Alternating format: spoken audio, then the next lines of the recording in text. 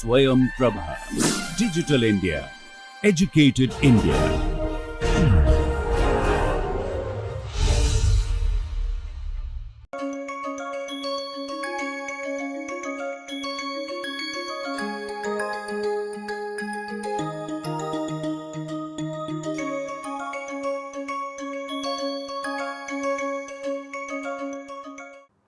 So, welcome back. In the last class we were looking at how you can get an idea of what an intermediate is by trapping it. So, we had looked at what properties a trap should have. A trap should not interfere with the reaction. A trap should be such that it will react with the intermediate, and typically trap is added in an excess concentration so that there is a greater probability of it reacting with the intermediate. We had also seen as to how you can have trap being part of the reactant so that it can quickly grab the intermediate. And we had looked at specific examples of how traps can be used for intermediates such as carbanions and carbocations. So, before I had left, I had given you a question where I had asked you to write the mechanism for this hydrolysis. Now, you might be tempted just to write an SN2 replacement looking at the stereochemistry, which is why I had also given you a hint that the neighboring group has a role to play. Now, what has been proposed as an intermediate for this reaction is this particular carbocation. So, now that I have shown you what the intermediate is, I want you to write the mechanism for this reaction if you have not used this intermediate, or if your mechanism does not have this intermediate. So, if you do not have it, go ahead, press the pause button and write the mechanism. So, now let us see if your mechanism is correct.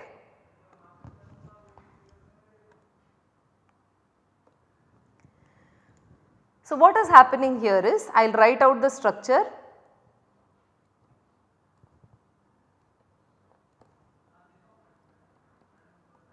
So, you have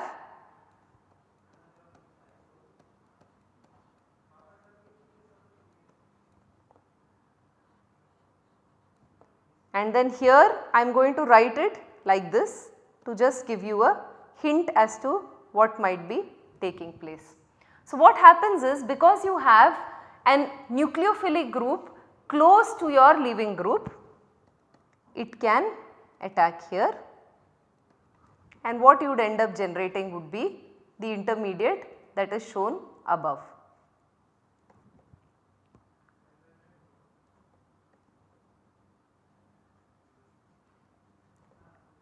And why the stereochemistry? The stereochemistry would be dictated by this position here, because this is above the plane. So, it will attack from above the plane and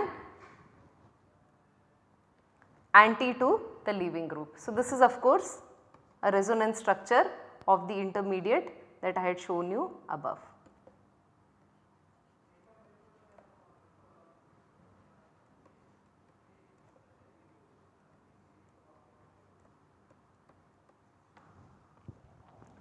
So, now that you form this intermediate, what is remaining is just for you to generate the final product. So, as you have seen, the stereochemistry here is set. So, you can go ahead and draw the water. The water will come in. You can draw it to each of these structures, does not matter. So, now what you get would be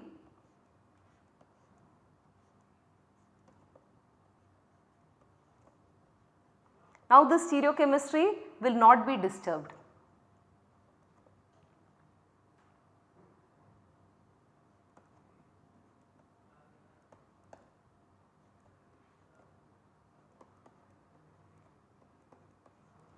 Then you can think of proton transfer.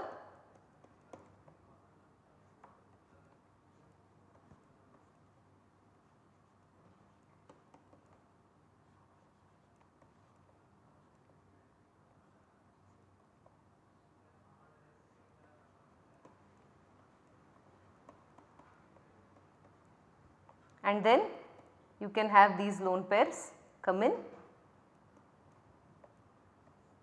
to give you the protonated form of the product.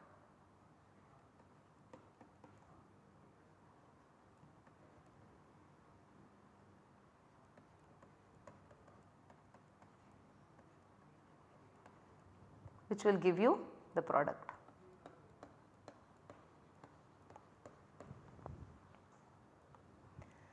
So now what you see is the stereochemistry here is dictated by the neighboring group. Now you can always argue with me that I wrote a direct displacement by an SN2 like mechanism, and I would say no, it has to go through this intermediate. So to solve this fight we would need some experiment to prove either of these mechanisms. So we have done several experiments so far which could be useful in proving these mechanisms, and you can think about it. So you think about what experiments you can use for proving which mechanism it is. But now what I am going to suggest now is, since we are looking at the concept of trapping the intermediate, is it possible for us to trap this intermediate shown here? So is there some way for us to trap this intermediate? So now I have a carbocation. So what can it react with so that it is trapped? It can react with a nucleophile, and a good nucleophile would be, say, ethanol. So imagine that you are doing this reaction in ethanol. So what will happen is that once you generate this intermediate, instead of water, what you would have is you would have ethanol add in. So at this point you would have ethanol adding in.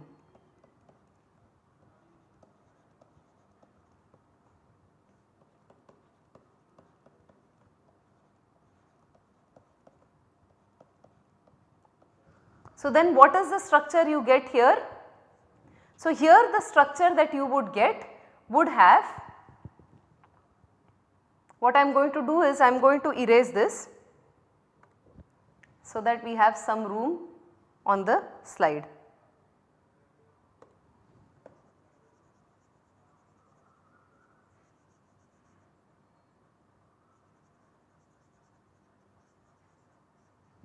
So what you would get here is, you would get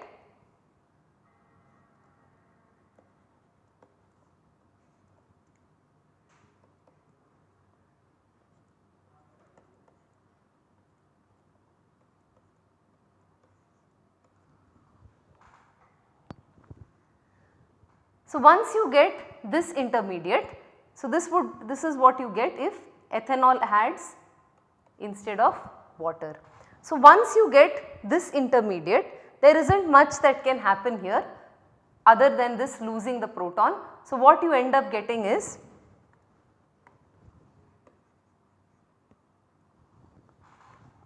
the trapped intermediate. So if you see this formed in your reaction, then you know for sure that you are generating this carbocation intermediate shown on your screen.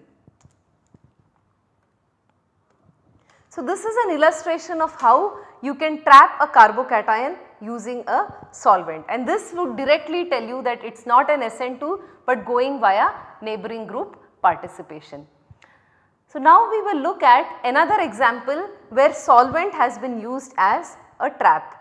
So shown here is another alkyl chloride. So here if you were to do a solvolysis means instead of adding an additional nucleophile, your solvent itself adds as a nucleophile. So say you are doing this reaction in acetic acid, what is the product that you will get? So just imagine you are doing this reaction. Now SN2 kind of reaction would be difficult because you do not have much free space here. So if you would imagine an SN1 like reaction, what are the products theoretically that one might assume? Now I will show you what are the products that were actually observed. So the products formed for this reaction were these two enantiomers, alright. So if you had written an SN1 reaction by generating a carbocation here, one would not assume that you would still get only the exo product or the product coming from the top side. And how do you account for formation of this other product? So now this led scientists to think of what could be actually the mechanism of the reaction. Now here again is an illustration of how labeling can also come in very useful. Normally whenever you see migrations like this, you assume that okay, there might be a hydride transfer taking place, which is why you have the rearrangement. But if you had hydride transfer, what would be the products that you get? So if you had hydride transfer, so let us imagine, I am going to show you the hydrogen here and here. So now if I have transfer of this hydride to this position, I will generate a new carbocation, and now I have moved this hydride here. So now what would be the products that I would get? One would be product A, let us call it product A. But then the second product I would get would not be product B. So what I get would be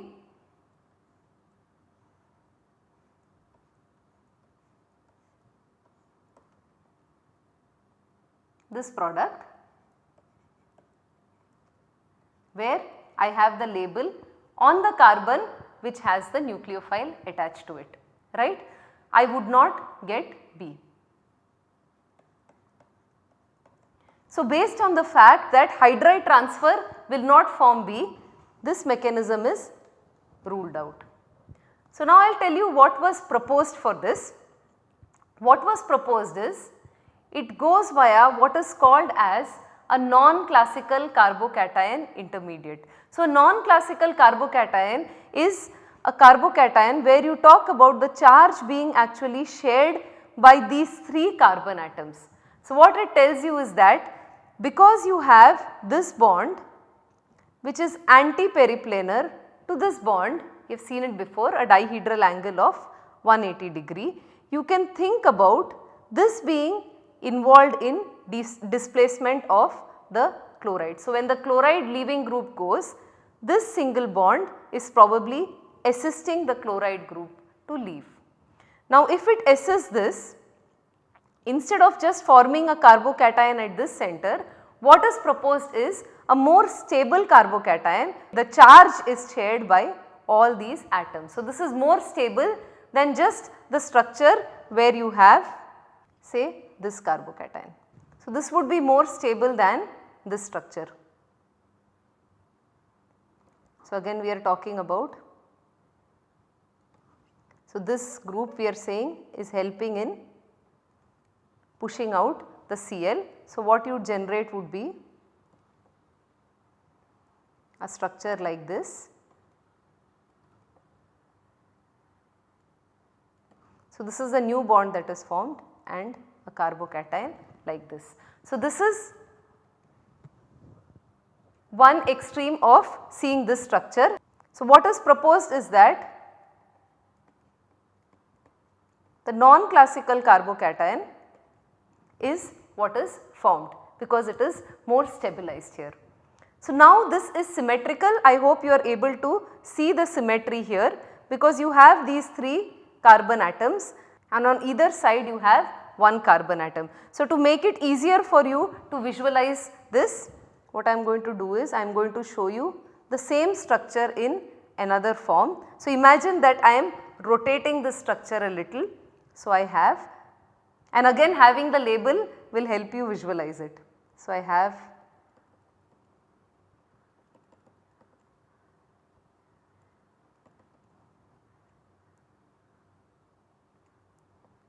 so this is where my label is. So I am here, so behind the label I have 1 carbon atom which is this carbon atom, and then I have that coming down, correct, and then I have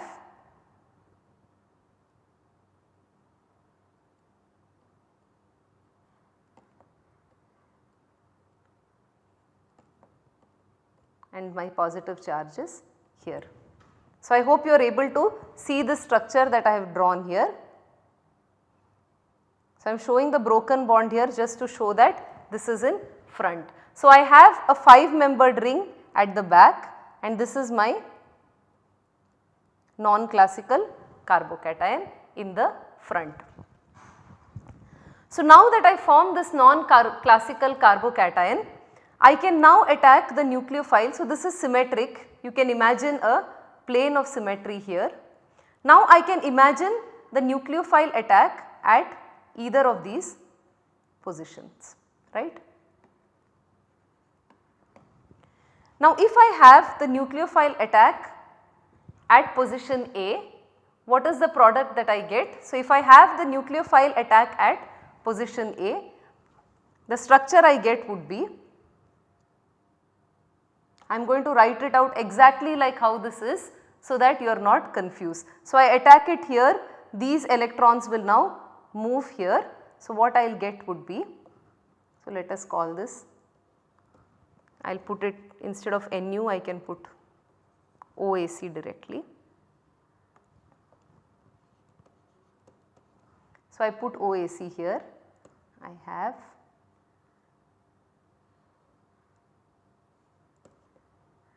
again the label will help you see what is going on hopefully. So this is where the label is, alright.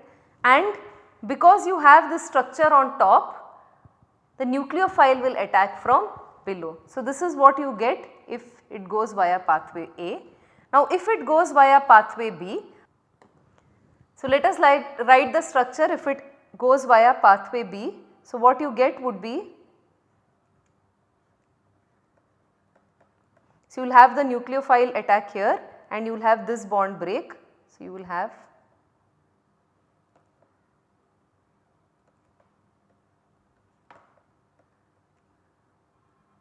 so this will be the structure that would be formed, and of course your label is at this carbon. Now the relationship between these two are, they are enantiomers. So this structure if you see, you have the OAC close to this bridgehead. So this is what this is equivalent to, and this structure is equivalent to the product shown here. So all you need to do is whatever structure I have written here, just imagine that you are flipping it to one side. So when you flip it to one side, what you would have is, so imagine if you have this OAC, you have the bridgehead here. So bridgehead is right here. So this is the OAC, this is the bridgehead, they are on the same side, which is why XO, and then this label is coming here. So I am rotating it, imagine that I am rotating it in a counterclockwise fashion, alright. Same thing here, you can imagine that you are rotating this in a clockwise direction. So again you have the bridgehead and OAC on the same side, so XO, and this is where your label is. So this labeling as well as trapping of this non-classical carbocation using solvent is a beautiful way to prove this mechanism. So you know that it is not hydride transfer, but here you have used the solvent as a trap to prove the mechanism for this reaction. And what is interesting is, if you see the intermediate here, the intermediate carbocation, it is symmetric, it has a mirror plane. So obviously since it is symmetric, the products that you get from it would be enantiomers. So that is also seen beautifully in both the products that are obtained. So now we will move to studying radicals. So when you study radicals, there are two types of traps that are used. One is a type of trap where it still maintains the radical behavior. So these are called as spin traps because you get a more stable radical. So the spin is still trapped in a way, you are not, the radical is not quenched or combined with another radical, you are generating a new more stable radical. And why more stable radical? With the more stable radical you can study it using techniques such as EPR spectroscopy. So EPR is a type of spectroscopy which is used to study radicals. Now obviously you need to choose appropriate traps which would retain the spin or the free radical character. So two such traps are shown, one is the nitrone and the other is the nitroso. So when you react a nitrone with a radical, the product that you get is, so you generate a new radical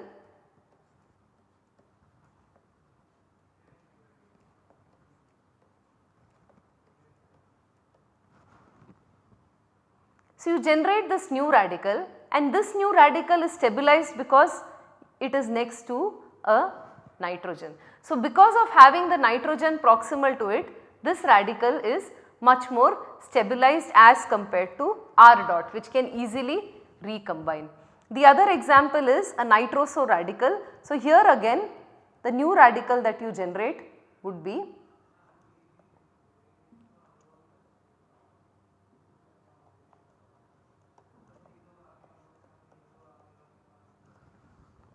so these two radicals are long lived. So, they are called as spin adducts, the adducts that you get, and so differentiating between these two we can call this R prime. So, you have R prime adding in and R prime adding in. So, this is one way for you to convert a reactive R radical. So, you are converting a reactive R radical to a new radical which can be studied by EPR spectroscopy.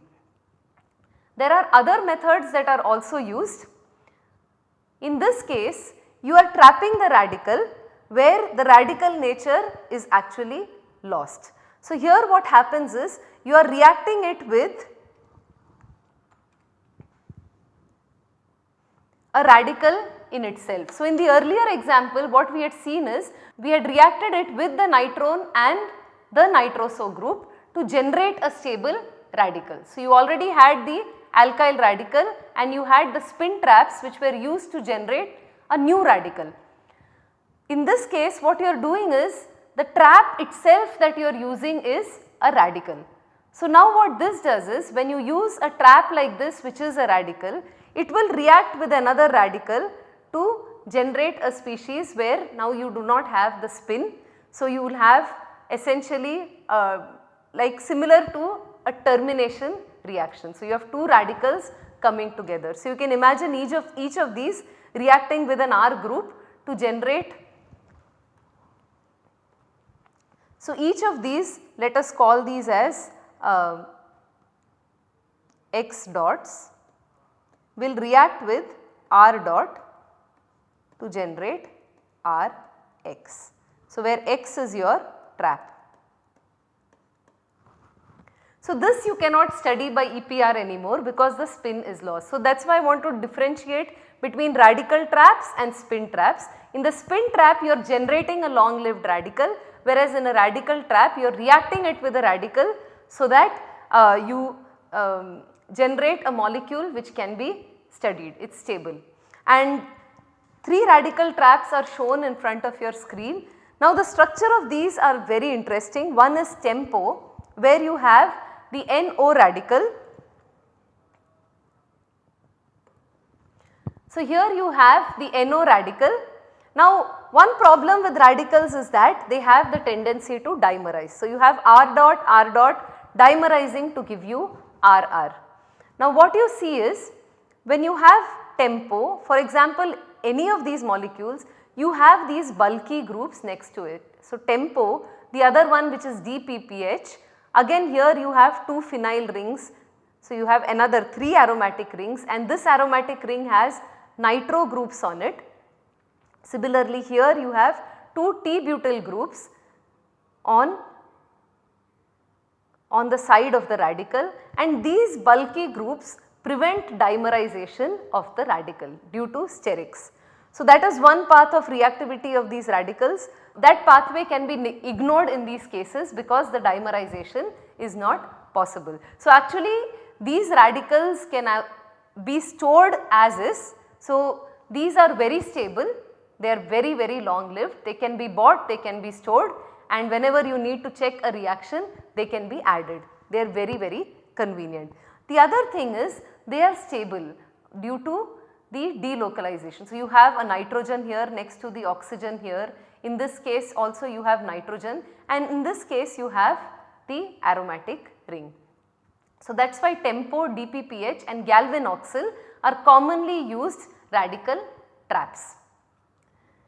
And again the stability is due to an interplay of sterics and delocalization. And some of these, so all of these are, they have very nice colors. In what you can see is as the radical interacts with another radical to form the unreactive final species, you see a change in the color. So, you can also use absorbance to figure out whether the reaction is taking place, or even visual clues. So, you can look at the color of your reaction flask and get an idea as to whether the radical is being quenched, whether these radicals are being quenched. So, let us look at specific examples in the use of tempo. Now, tempo has been used for termination of polymerization, and this is an example shown here. So, it is a polymerization reaction, a radical polymerization. Now, with the radical polymerization, what happens is, at the end each propagation step would generate a new radical. So, here if you add tempo, what would be the product that would be formed? Can you write the products? It is pretty straightforward, you are just combining two radicals. So, go ahead and write the product. You can check your answers with me.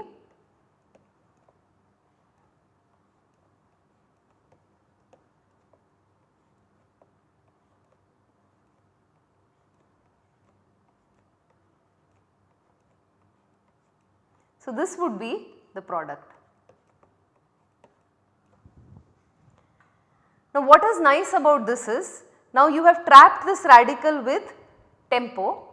If you need to regenerate it, you can do that again by the homolytic cleavage of this bond. So, this is a nice way for you to trap radicals. Okay. Let us look at another example. So, this is an intramolecular cyclization reaction. So, here we are looking at cyclization.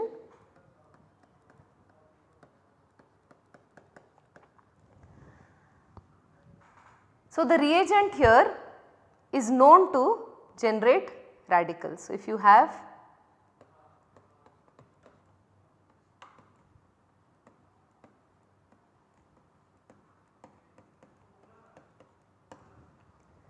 so, once you generate this radical, you can imagine generation of a radical here and it undergoing the cyclization to generate this intermediate.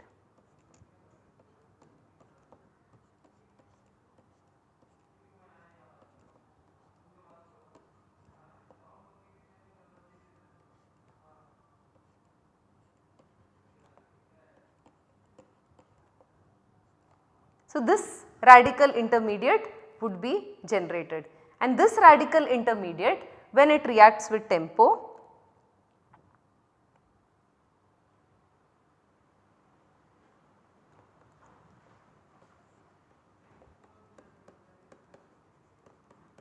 will give you the trapped radical.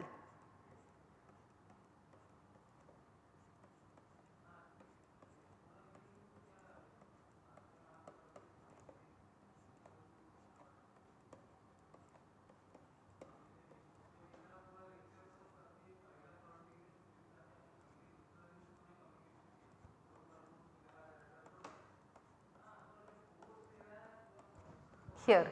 So, this way you can actually trap the radical and say that the reaction goes via a radical pathway.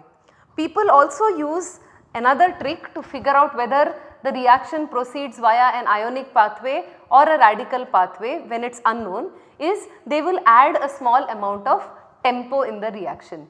If it is shown that tempo is slowing down the rate of the reaction, or addition of tempo is not leading to formation of the product that was observed earlier, it indicates that the reaction goes via a radical pathway. But if that is not happening, it indicates that the reaction goes via a ionic pathway. So, this is another trick that people use to determine whether the nature of the reactant is a radical or it is not a radical. So, I will stop here with the last example for radical traps. So, shown here is a reactant and this bond is highly labile, and why is that? Because you can easily lose nitrogen to generate this biradical. So, you can generate this biradical. This 1 and 3 here correspond to a singlet or triplet state of the radical. So, you can access the singlet state by shining light onto this molecule, and from the singlet you can go to the triplet state. You can also directly access the triplet state where you do the reaction in the presence of what is called as a sensitizer. Now, how do you know that all these are being formed? So, that you are forming this biradical whether it is in the singlet state or the triplet state. So, a very clever trick that scientists have used is they use this alkene where the stereochemistry is fixed. So, it is the cis alkene. So, when you add the cis alkene, what is formed is that in the case of the triplet biradical you get the adduct shown here, whereas in the case of the singlet biradical you have the adduct shown here. So, this adduct you can get by imagining a,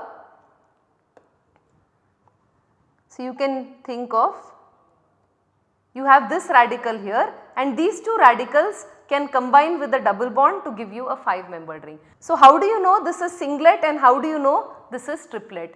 This you can figure out based on the double bond stereochemistry. So, in this case the stereochemistry of the double bond is retained where you have both the groups syn to each other, whereas in this case the double bond stereochemistry is jumbled up. So, it indicates that it is a triplet intermediate and not the singlet intermediate. So, this is a lovely illustration as to how the trap is used to actually determine the presence of the biradical. Further, the trap also shows you a difference in reactivity between the singlet and the triplet biradical. So, we will stop here. In the next class we will look at some other traps which are used for reactions that do not involve radicals, carbocations and carbanions, and we will also look at the use of traps in biology to understand the mechanism of action of a particular enzyme. So, thank you and see you in the next class.